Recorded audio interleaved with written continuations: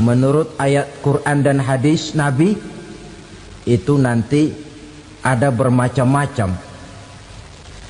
Ada orang beriman itu yang dimasukkan surga.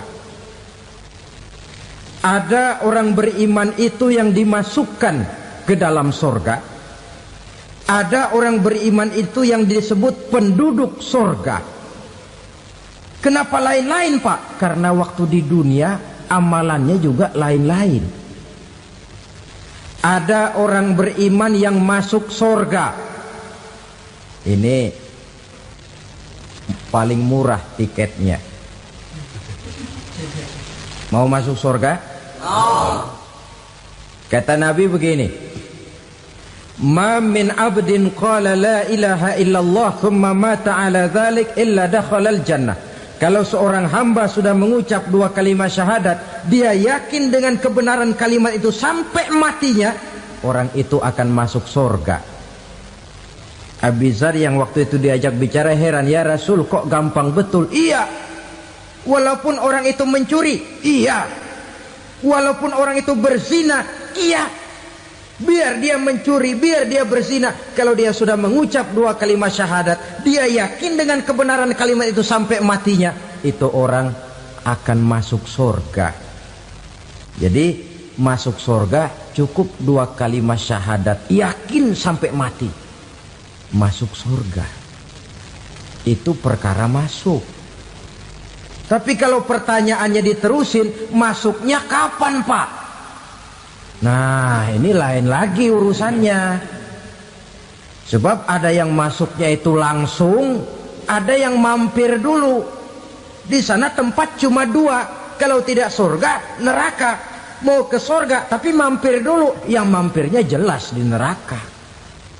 Kenapa? Dalam hadis qudsi ada riwayat, nanti itu di akhirat, setelah Allah selesai mengatur penduduk surga masuk surga, yang neraka masuk neraka, Allah berkata kepada malaikat Malik, malaikat Malik, labaik ya Allah, itu bajingan-bajingan tengik, manusia-manusia durjana yang waktu di dunia tidak mau sujud, jauh dari ulama, gemar melakukan yang munkarat dan maksiat, hidup di tengah masyarakat selalu jadi bibit keonaran, kufur, sudah masuk neraka semua.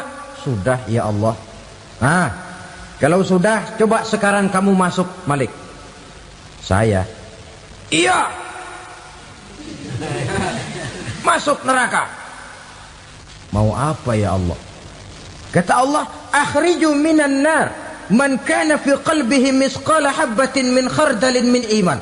Kau masuk neraka, cari di dalam neraka orang-orang yang ada imannya walaupun kecil sebesar biji zarah, angkat mereka keluar.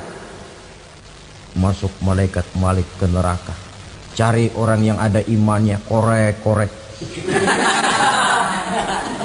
Ya repot, udah pada gosong. Yang ada imannya diangkat ke atas, yang ada imannya diangkat ke atas, lalu dimandikan di Nahrul Hayat, namanya sungai kehidupan di akhirat nanti. Cakep lagi rupanya, bersih lagi wajahnya, apel di hadapan Allah. Kata Allah, bagaimana mas? Kapok nggak sampean? Kapok ya Allah. Nah, kalau kapok, idhab fadkhulil jannah, pergi masuk surga sana. Berangkat mereka ke surga, ketemu sama teman-temannya yang udah sampai lebih dulu, yang nggak pakai mampir lagi. Terjadi dialog. Kata teman-temannya yang udah pada nyampe duluan, mas, iya, emang baru sampai? Saya baru sampai. Memang mampir di mana dulu mas? Kita sudah lama sampai di surga. Saudara buka surah Al-Muddatsir ayat 34-35. Ma salakakum fis saqar? Kenapa kamu mampir di neraka Saqar? Qalu lam naku minal musallin. Mereka menjawab, kami mampir di neraka Saqar mas, gara-gara dulunya kami waktu di dunia ndak pernah sholat. Ndak pernah sholat? Ndak pernah. Kan rumahnya dekat masjid, cuma dekat doang mas. Sholat mah enggak saya. Enggak pernah ngasih makan fakir miskin, enggak pernah hadir di majelis taklim, pendeknya enggak pernah melakukan kebajikan, maka saya pun mampir di neraka sakor. Untung betul saya punya iman mas sedikit. Waktu hidup di dunia dulu saya pernah mengucap 2 kalimat syahadat, sekali-kalinya waktu mau kawin. Masya Allah. Untung saja kawin, kalau nggak kawin polos.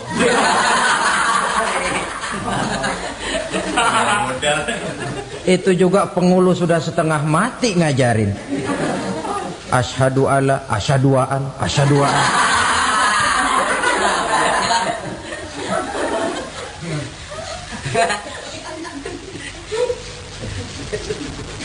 Ini namanya masuk surga, ada mampir dulu. Ada pula orang mukmin itu yang dimasukkan surga. Namanya dimasukkan kan terima beres. Saya masuk ke rumah, jalan sendiri, cari tempat sendiri. Saya dimasukkan ke dalam rumah, terima beres. Pokok ada di dalam, itu dimasukkan namanya. Nggak pakai mampir. Tapi tentu tiketnya lebih mahal ketimbang yang pertama tadi. Apa kata Allah? Innal ladzina amanu wa amilus salihat la ukaffiranna anhum sayyi'atihim wa la udkhilannahum jannah. Sesungguhnya orang-orang yang beriman kemudian beramal soleh, kami hapuskan segala dosa dan kesalahannya, kami masukkan mereka ke dalam surga. Lihat ayatnya, Allah yang memasukkan, kita yang dimasukkan. Tidak pakai transit, tidak usah mampir. Cuma tidak cukup syahadat, tidak cukup amanu, tapi diiringi dengan wa amilus salih. Iman, amal. Tidak cukup syahadat, lalu dibuktikan dia sholat, dia zakat, puasa, lalu dia melakukan berbagai macam kebajikan. Ini yang menyebabkan dia tidak pakai mampir di tempat yang bernama sakor. Lalu ada pula orang mukmin itu yang disebut penduduk sorga. Wah, ini sudah VIP ini. Ashabul jannah, penduduk sorga. Siapa mereka? Kata Allah, innal ladzina amanu summa istaqamu fala khaufun alaihim wala hum yahzanun ulaika ashabul jannah hum fiha khalidun. Sesungguhnya orang-orang yang beriman lalu istiqamah, tetap dalam melaksanakan perintah Allah, tidak goyang, tidak labil tapi stabil, istiqamah, mereka tidak takut dan tidak bersedih hati. Merekalah penduduk surga. Iman, istiqamah. Tidak punya duit, sembayang. Banyak duit, sembayang. Miskin, sembayang. Kaya, tetap sembayang. Istiqamah. Kadang orang kalau susah rajin ke masjid, banyak duitnya ngelihat masjid melengos. Waktu miskin hamba Allah, setelah kaya jadi hamba harta. Bergeser, tidak ada nilai istiqomahnya. Saudara-saudara, dengan begitu penduduk neraka itu dua. Ada penduduk permanen, ada penduduk yang semi permanen. Yang semi permanen orang-orang beriman yang mempunyai dosa besar. Mereka masuk ke neraka untuk menerima azab sesuai dengan dosanya. Bila selesai masa azab itu, mereka akan diangkat untuk ditempatkan kembali ke dalam surganya Allah Subhanahu wa ta'ala. Nah, dikala itulah saudara-saudara, ada yang disebut syafaat dari Rasulullah Sallallahu Alaihi Wasallam. Tapi tentu jangan lupa, syafaat ini ibarat kain menambal dia. Kita punya kain bolong-bolong sedikit, syafaat yang menambal. Sholat kita ada kurang dikit, sedekah kita ada campur riak dikit, amalan kita ada tidak karena Allah dikit, kita berharap syafaat. Jadi biarlah kain masih bolong-bolong, yang penting punya kain. Tapi kalau kainnya tidak ada, yang ditambal apanya? sholat tidak, puasa tidak, zakat tidak, berharap syafaat saja. Ya, terlalu berlebihan itu. Saudara hadirin yang saya hormati, apabila selesai proses penghisaban, proses penghitungan, maka dikala itulah manusia terbagi dalam dua kelompok besar. Fariqun fil jannah wa fariqun fis sa'ir. Sekelompok orang-orang beruntung yang masuk ke dalam surga, dan sekelompok lagi masuk ke dalam neraka. Ibu-ibu, saudara-saudara kaum muslimin rahimakumullah. Pada pertemuan yang lalu sudah saya jelaskan bahwa hidup selalu berakhir dengan kematian. Apabila datang kematian menimpa seseorang, datanglah kiamat baginya. Itu yang disebut dengan kiamat kecil. Hakikatnya mati adalah perpindahan dari kehidupan di dunia ini menuju kehidupan di alam barzakh. Menunggu kita di alam barzakh sampai datangnya saat kiamat. Entah 10 tahun, entah 100 tahun, entah 1000 tahun, hanya Allah saja yang maha tahu. Adapun orang-orang beriman yang melakukan amal kebajikan dalam kehidupan di dunia ini, masa penantian yang lama di alam barzakh buat mereka sebentar saja. Tetapi bagi orang-orang kafir yang ingkar, yang tidak beriman kepada Allah, yang hidup di dunia cuma menumpuk-numpuk dosa, tentu penantian di alam barzakh akan merupakan waktu yang sangat lama. Bukankah dalam kehidupan kita waktu itu memang relatif? Contoh misalnya, bagi pemuda-pemudi yang sedang duduk asyik memadu cinta, waktu 4-5 jam saja rasanya cuma 4-5 menit. Tenggelam oleh keasikan. Tapi buat orang yang berbaring di rumah sakit, meratap di balik-balik apa itu tembok derita kata lagu, di balik dinding-dinding penjara, sehari bagai seminggu, seminggu rasa sebulan, sebulan boleh jadi rasa setahun. Penantian yang sangat lama. Kapan kiamat itu akan datang? Ini rahasia Allah. Jangankan kita yang orang awam, baginda Nabi sendiri tidak diberitahu oleh Allah kapan kiamat itu akan terjadi. Tetapi sungguh pun demikian, banyak hadis-hadis yang menjelaskan ciri atau tanda-tanda datangnya kiamat. Nah, kalau sudah bicara soal tanda, tanda kiamat itu ada dua. Pertama yang disebut alamatus sughra, tanda-tanda kecil. Ini waktunya masih ada tenggang. Ada yang dinamakan alamatul kubra, tanda-tanda besar. Artinya kiamat sudah diambang pintu. Apa tanda-tanda kecil dari datangnya hari kiamat itu?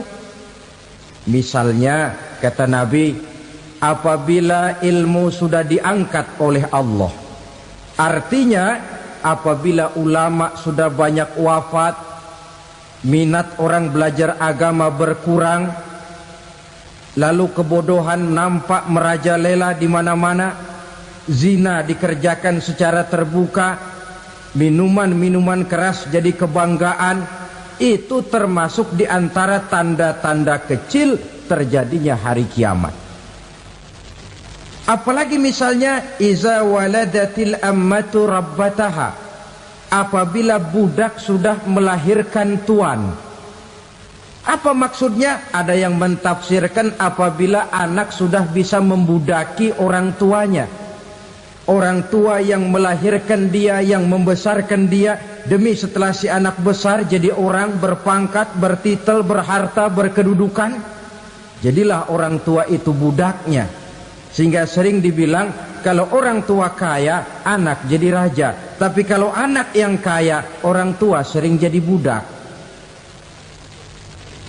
Apalagi munculnya fitnah yang bergelombang, timbul perang antara dua bangsa yang besar, waktu berjalan terasa sangat pendek sekali. Itu merupakan tanda di antara tanda-tanda kiamat. Termasuk di dalamnya sulit membedakan mana laki, mana perempuan.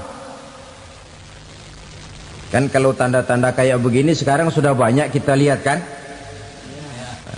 Ulama banyak wafat, penggantinya sulit. Zina dikerjakan berterang-terangan, minuman keras jadi kebanggaan,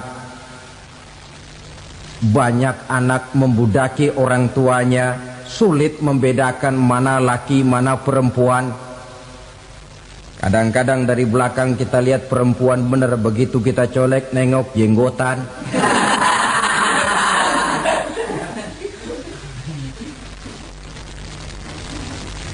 Ini termasuk tanda-tanda kecil.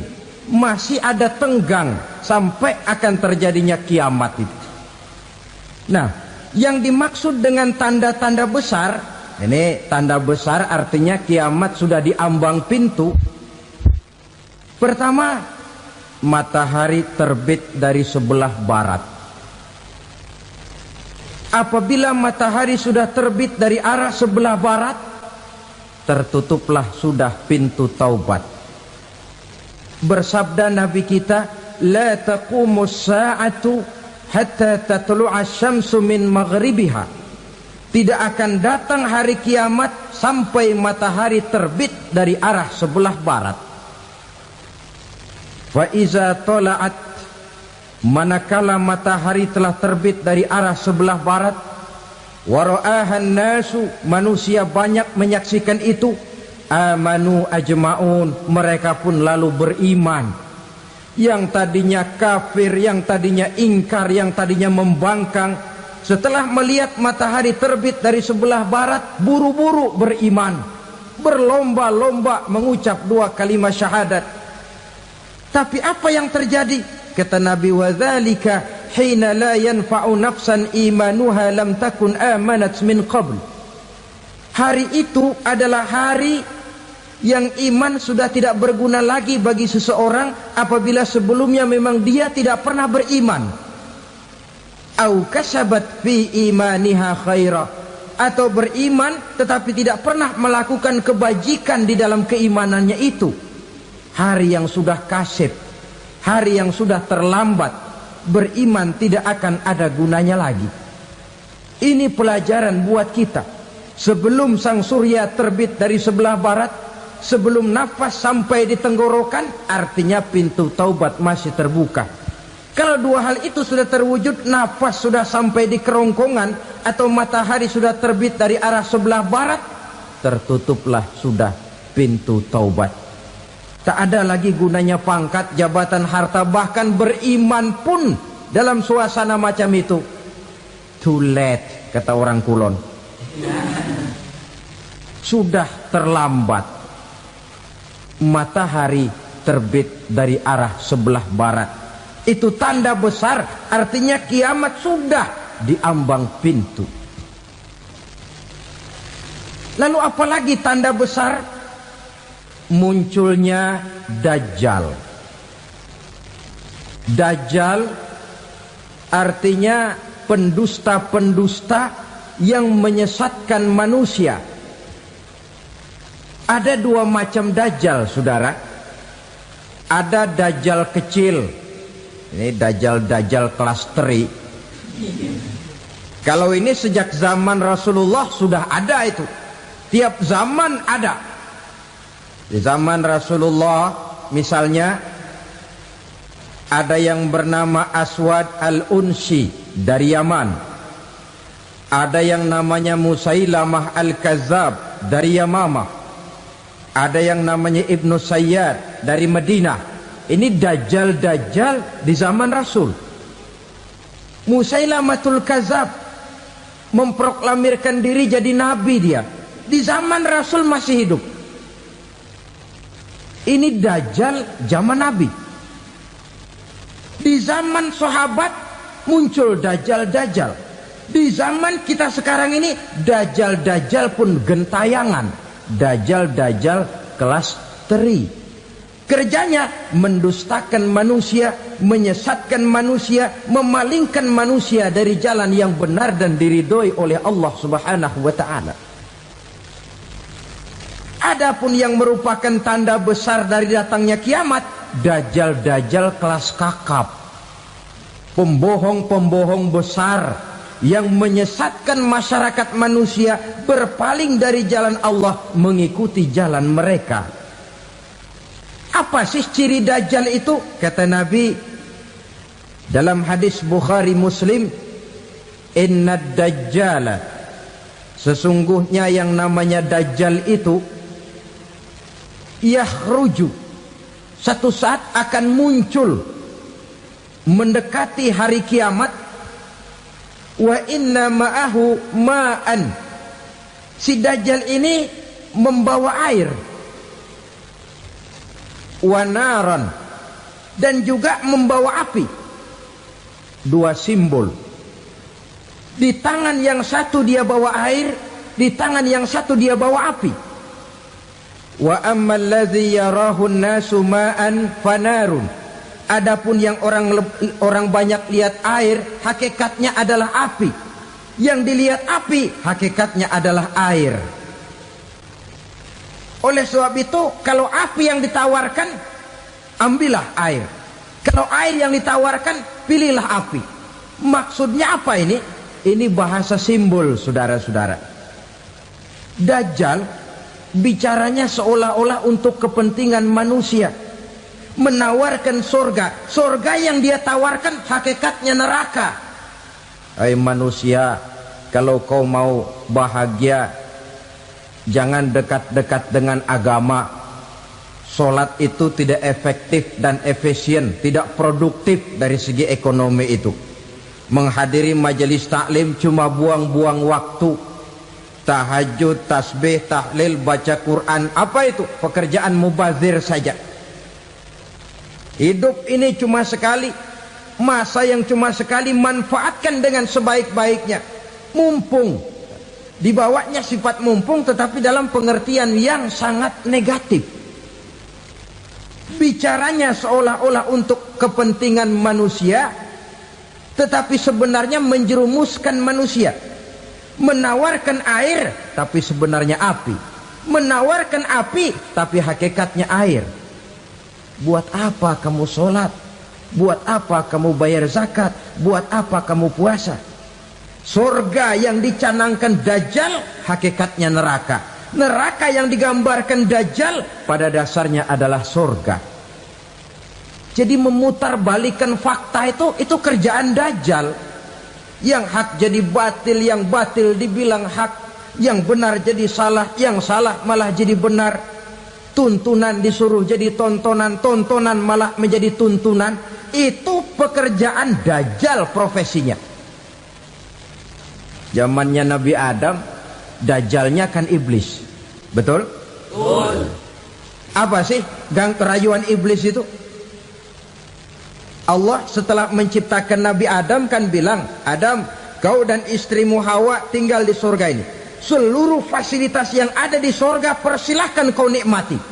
Satu yang tidak boleh, jangan coba-coba dekati pohon khuldi.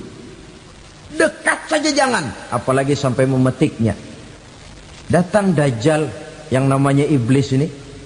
Adam, kamu tahu nggak kenapa tidak boleh makan buah khuldi? Ya nggak tahu, pokoknya saya dilarang. Bodoh kamu Dam. Khuldun artinya kekal. Kalau kamu makan itu buah, kau akan kekal di surga buat selamanya. Allah tidak kepengen, maka dilarang kamu makan buah khuldi. Kalau kau ingin kekal di surga Adam, makan saja. Saya bicara begini ini untuk kepentingan kamu Adam. Ini kan ciri-ciri Dajjal. Bicaranya sih seolah-olah untuk kepentingan Nabi Adam, hakikat sebenarnya menjerumuskan Nabi Adam supaya ingkar dan melanggar larangan dari Allah Subhanahu wa ta'ala. Jadi setelah muncul Dajjal, timbul kekacauan-kekacauan di masyarakat. Banyak yang terpengaruh, terpedaya dan terpesona.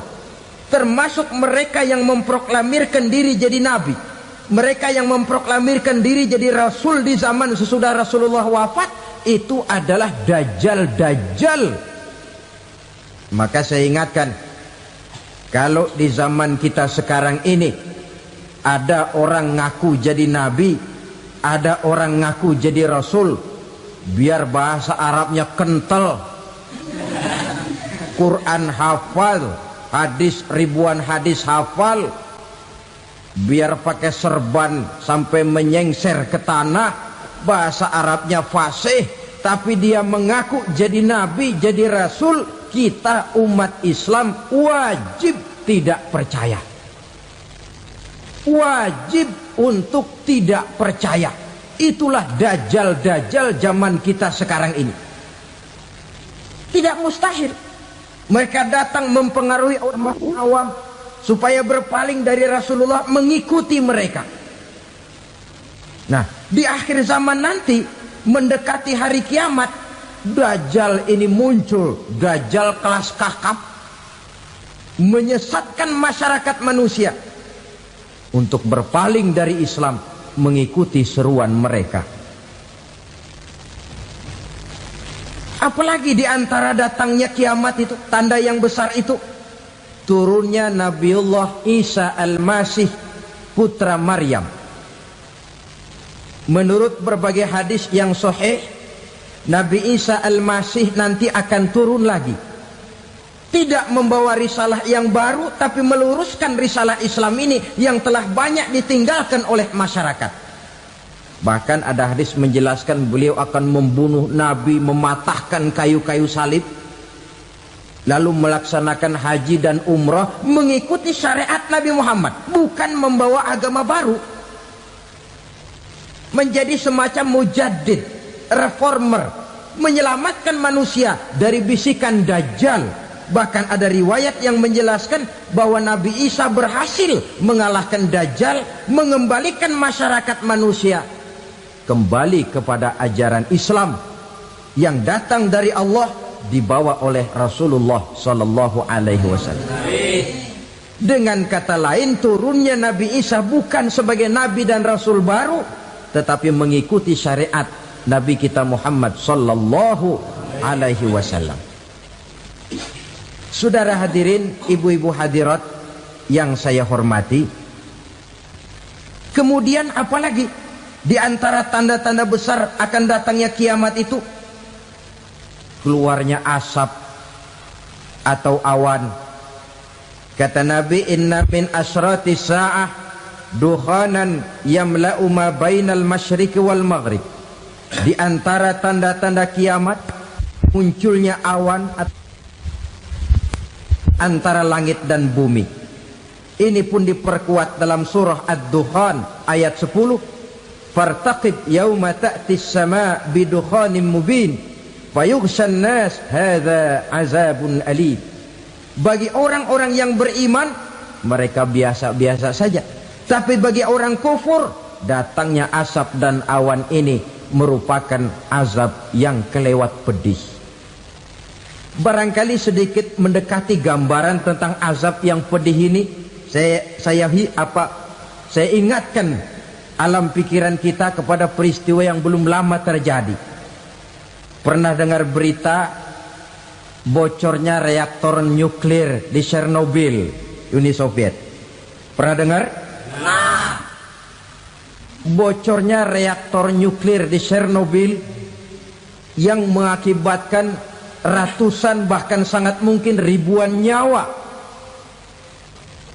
Cuma satu reaktor. Bagaimana kalau seluruh cadangan nuklir yang dimiliki oleh para negara adikuasa ini diledakkan? Bahkan yang konon menurut catatan cadangan nuklir yang dimiliki bersama oleh Amerika dan Rusia sekarang ini sudah sanggup memusnahkan 6 miliar manusia, 1,5 kali lebih banyak dari jumlah manusia yang nongkrong di permukaan bumi ini. Saudara-saudara hadirin yang saya hormati, lalu saat mendekati hari kiamat, apalagi tandanya? Setelah Nabi Isa wafat, pada saat turunnya yang kedua kali, lalu Allah meniupkan angin sejuk. Semua orang-orang beriman, orang-orang baik wafat, sehingga penghuni bumi ini cuma tinggal lagi terdiri dari orang-orang kafir. Tidak ada lagi di bumi ini yang bisa mengucapkan Allah. Sehingga dalam hadis qudsi itu ada keterangan, innallaha azza wa jalla yaqulu li Israfil. Allah pernah pesan kepada malaikat Israfil, kata Allah, Israfil, idza sami'ta qailan yaqul Allah Allah fa akhirin nafakh 40 sanatan ikraman liqailiha.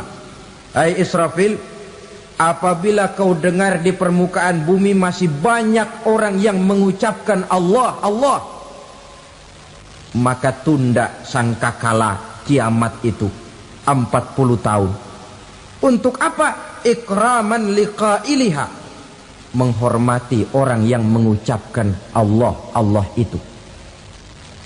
Wah, jadi karena sekarang masih banyak yang mengucapkan Allah, besar hatilah kita, masih jauh kiamat itu. Tapi jangan lupa, kiamat pribadi, kiamat kecil itu yang gak kita sangka-sangka. Ajal datang mencabut nyawa, itu kiamat pribadi, dan itu yang pasti kita hadapi, dan itu yang membuat kita tidak boleh bersikap main-main di dalam kehidupan sekarang ini. Saudara hadirin yang saya hormati, tidak ada lagi orang-orang muslim. Seluruh penduduk dunia ini kafir. Lalu terciptalah struktur sosial yang berlandaskan prinsip hidup semau gue. Bakal terjadilah prinsip di mana yang kaya menyantap yang miskin, yang kuat menindas yang lemah. Hidup sudah bagaikan di rimba belantara, berlaku hukum rimba, siapa yang kuat dia yang menang, siapa yang lemah menjadi mangsa. Timbul kekacauan, maksiat merajalela, munkarat menjadi-jadi, sehingga isi bumi ini penuh dengan segala macam perbuatan dosa. Tidak ada perlunya lagi alam diperpanjang temponya. Datang saat yang sudah dijanjikan oleh Allah Azza wa Jalla, maka terjadilah yang disebut kiamat kubra, kiamat besar, kiamat ancur-ancuran. Bagaimana kejadian ini dimulai? Dalam surah Az-Zumar ayat 68, Allah subhanahu wa ta'ala berfirman, wa nufikha fis suri fasa'iqa man fis samawati wa man fil ardi illa man sya'allahu. Maka manakala ditiuplah sangkakala, terkejutlah seluruh yang ada di langit dan seluruh yang ada di bumi. Bila saat kiamat datang, Allah perintah malaikat Israfil, Israfil, tiup sangkakalamu. Ditiuplah sangkakala oleh malaikat Israfil. Yang akibat daripada tiupan itu, seluruh yang ada di langit, seluruh yang ada di permukaan bumi terkejut. Yang ada di langit siapa? Malaikat kan. Bayangin aja kalau malaikat kaget, apalagi kita. Terkejut seluruh makhluk yang ada di bumi, yang ada di langit mendengar suara sangkakala itu. Bunyinya tidak sanggup kita bayangkan dahsyatnya. Ledakan nuklir, ledakan neutron, belum apa-apa ketimbang bunyi sangkakala malaikat Israfil ini. Nah, lalu mendengar bunyi sangkakala ini, gemparlah makhluk, kacaulah alam. Bumi gempa, planet-planet bertabrakan, gunung meletus, air laut tumpah ke darat, angin topan bertiup, halilintar menyambar. Lalu semua yang bernama hidup mati total. Mati bareng tanpa persiapan. La haula wala quwata illa billah. Saya kadang-kadang dalam tafakur bermohon, ya Allah, mudah-mudahan saya enggak nemuin kiamat beneran. Ngeri. Tidak bisa kita bayangkan macam apa suasana seperti itu. Allah saja banyak memberikan gambaran, misalnya Al-Qari'ah, wa mal qari'ah, wa ma adraka mal qari'ah. Kejadian yang menggemparkan. Tahukah kamu apa kejadian yang menggemparkan itu? Yauma yakunun nasu kal farasil mabsus wa takunul jibalu kal ihnil manfus. Pada saat itu manusia berterbangan bagai kupu-kupu, gunung berterbangan seperti kapas ditiup angin. Gunung saja macam kapas, konon lagi manusia. Kematian total, mulai semut sampai gajah mati, jin mati, iblis mati, malaikat mati. Malaikat saja mati. Saudara hadirin yang saya hormati, kematian total yang tanpa persiapan. Orang bilang, Pak, kalau mati bareng begitu yang repot malaikat maut dong ya. Cabut sana, cabut sini. Itu kalau menurut logika kita, mestinya begitu menurut logika. Tapi logika juga yang nggak perlu serepot itu. Sebab untuk mematikan listrik di wilayah DKI, di wilayah Jakarta, nggak perlu tiap rumah didatengin, matiin, ya lama. Cukup dari kantor pusatnya saja PLN tekan satu tombol, gelaplah seluruh Jakarta. Saudara hadirin yang saya hormati, kematian total.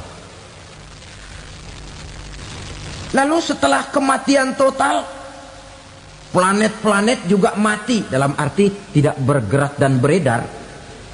Angin mati, dalam arti tidak bertiup.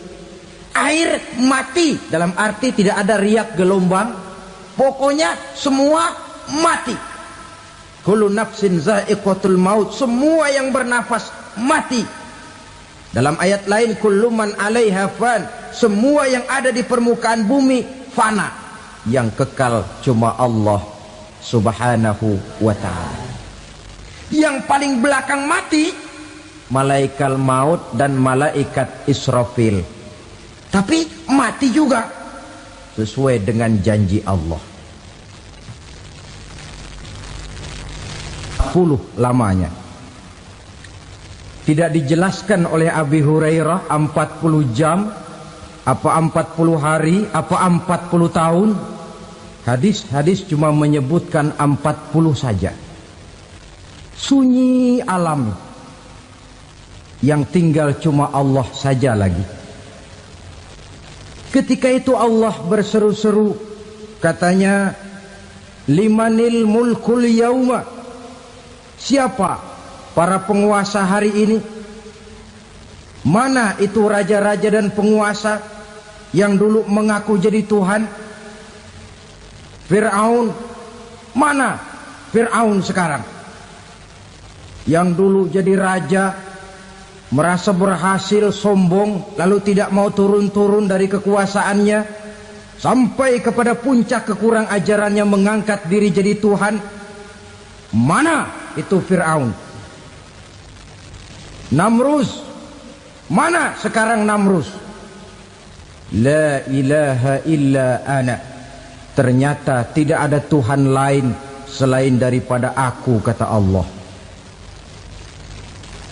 Proses kemudian, saudara-saudara, turunlah hujan dari langit. 40 lamanya hujan itu. Tidak jelas juga 40 jam apa 40 hari.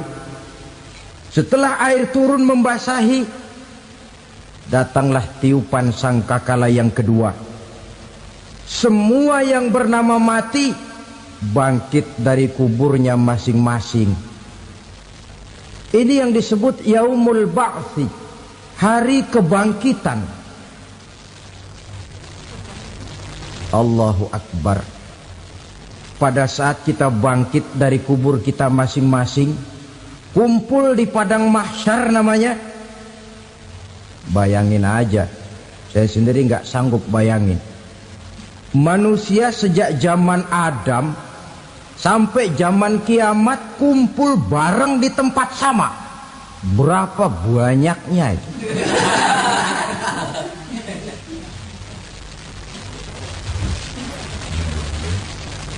Dan yang luar biasa menurut satu riwayat, pada saat bangkit itu, Masya Allah, roman muka kita berubah,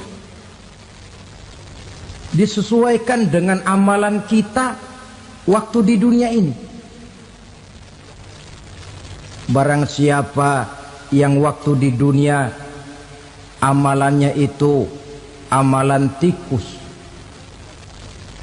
di akhirat nanti dia bangkit dari kubur, mukanya seperti muka tikus. Gagah betul badannya, tapi mukanya seperti tikus. Kenapa? Amalannya waktu di dunia seperti amalan tikus. Apa amalan tikus itu? Suka ngegeragoti barang yang sudah disimpan rapi-rapi. Orang sudah simpan uang rapi-rapi, simpan perhiasan rapi-rapi, digeragoti oleh tikus. Maling-maling, pencoleng-pencoleng, koruptor-koruptor. Itu nanti di akhirat nanti kita lihat mukanya seperti muka tikus. Oh ini waktu di dunia suka nyolong, mukanya seperti muka tikus. Barang siapa yang waktu di dunia ini amalannya itu amalan macan, dia akan bangkit nanti mukanya seperti muka macan. Apa amalan macan? Macan itu amalannya menang-menangan. Orang yang mau menang saja nggak mau mengalah. Coba lihat di hutan. Kenal hutan nggak? Di hutan, raja hutan di mana-mana pasti macan. Betul kan? Betul. Padahal hutan belum pernah bikin pemilihan umum. Tapi macan tidak peduli ada pemilihan umum apa tidak, pokok saya raja. Sebab apa? Macan jadi raja itu bukan karena benar, tapi karena kuat jadi raja. Setelah dia jadi raja, rakyat hutan yang mesti dilindungi malah dimakan oleh raja macan. Kambing rakyat hutan dimakan oleh macan. Ayam rakyat hutan dimakan oleh macan. Itu nanti kita lihat di akhirat itu mukanya seperti muka macan, gagah betul. Lalu barang siapa yang di dunia ini amalannya itu seperti amalan anjing, nanti dia punya muka seperti muka anjing. Apa amalan anjing? Pertama, anjing itu kalau disuruh jaga rumah, dia tidak bisa membedakan mana maling, mana tamu. Biar yang datang maling, kalau bawa tulang, anjing kalem. Yang kedua, anjing itu akan setia kepada siapa saja yang memberinya roti. Siapa yang memberinya roti, itulah majikannya. Apa kata majikannya, pasti dia laksanakan. Soal benar atau salah, dia tidak peduli. Setelah anjing dapat roti, dia tidak punya pilihan lain kecuali bilang, abdi mah kumaha juragan wae ayeuna mah.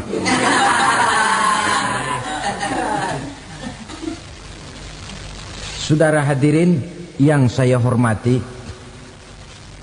berkumpul di padang mahsyar, tiap orang sibuk dengan persoalannya masing-masing. Matahari waktu itu didekatkan oleh Allah. Panas luar biasa. Ada yang saking panasnya itu mencucurkan peluh keringat sampai sebatas mata kakinya. Ada yang keringatnya sampai sedengkulnya. Ada yang keringatnya sampai sepusatnya. Ada yang keringatnya mengalir sampai sebahunya. Ada yang kelelap oleh keringatnya sendiri, sementara orang di sampingnya nggak apa-apa. Bergantung lagi amalan dia waktu di dunia ini. Saudara-saudara, sebagian orang dalam kepanikan padang mahsyar berombong-rombong datang mereka menghadap Nabi Adam. Ya Adam, anta abal bashar. Hai Adam, Tuhan adalah bapak moyang manusia. Kami sebentar lagi akan disidang, dimintakan pertanggungan jawab. Tolonglah kami, hai Adam. Kata Nabi Adam, jangankan nolongin sampean, saya sendiri tanggung jawab di hadapan Allah ketika dulu tidak boleh makan khuldi, saya serobot. Sudahlah, urus diri masing-masing saja, nafsi. Begitu kata Nabi Nuh, begitu kata Nabi Ibrahim. Tiap orang bertanggung jawab sendiri-sendiri.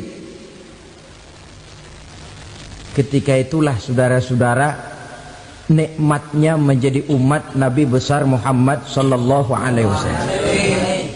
Sebab apa? Walaupun menurut abjad kita ini umat paling belakang, paling belakang kita ini toh, karena Nabi Muhammad adalah Nabi akhir, tapi akan dihisap lebih dulu, lewat di atas sirat lebih dulu, masuk surga lebih dahulu ketimbang umat-umat belakangan. Ketika Rasul mendekati ajal, beliau tanyakan itu kepada malaikat Jibril. Malaikat Jibril berkata, Muhammad jangan khawatir, Allah sudah berjanji, inni haramtul jannata ala sairil anbiya hatta tadkhulaha anta wa haramtuha ala sairil umami hatta tadkhulaha ummatuka. Surga aku haramkan buat seluruh nabi kecuali kalau engkau Muhammad sudah masuk ke dalamnya, dan surga aku haramkan buat seluruh umat kecuali kalau umatmu Muhammad sudah masuk ke dalamnya. Logikanya, walaupun menurut abjad kita umat paling belakang, bakal dihisap paling dulu, lewat dia